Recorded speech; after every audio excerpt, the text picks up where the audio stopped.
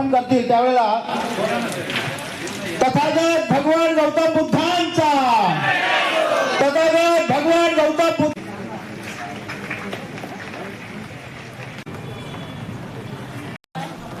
Bharat Ratna doctor Babasaheb Ambedkar, Annabhau Sathe, संत रविदास आणि बिरसा मुंडा अशा अनेक महामानवांना तेवर अभिवादन करून आज या पडत्या पावसात उपवर्गीकरण कृती समितीच्या या बैठकीला उपस्थित असलेले सर्व माता भगिनी आणि बंधू मित्र या सर्वांना सप्रेम जय भीम। मग कशी राहील आमची पाठी कोरी? जर आम्ही सरकारला आमच्या आरक्षणाची चोरीच करून दिली नाही तर आमची पाठी कशी कोरी राहील?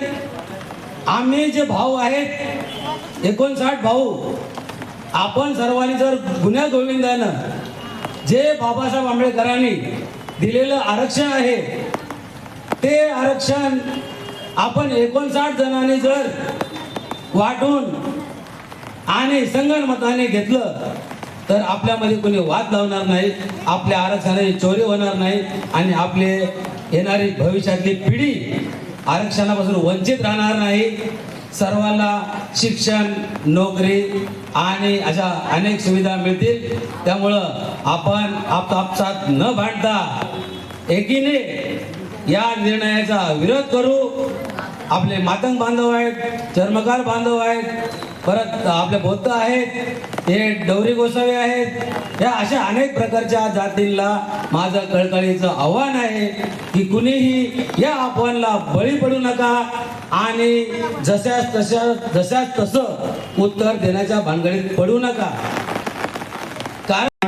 सर्वोच्च न्यायालयाच्या उपवर्गीकरणाच्या निर्णयाचा गैरवापर करून समाजामध्ये फूट पाडण्याचं जे मनुवादी षडयंत्र सुरू आहे त्याचा ही परिषद जाहीर निषेध करते।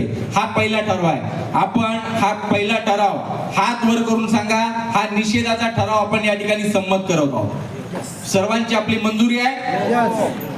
धन्यवाद।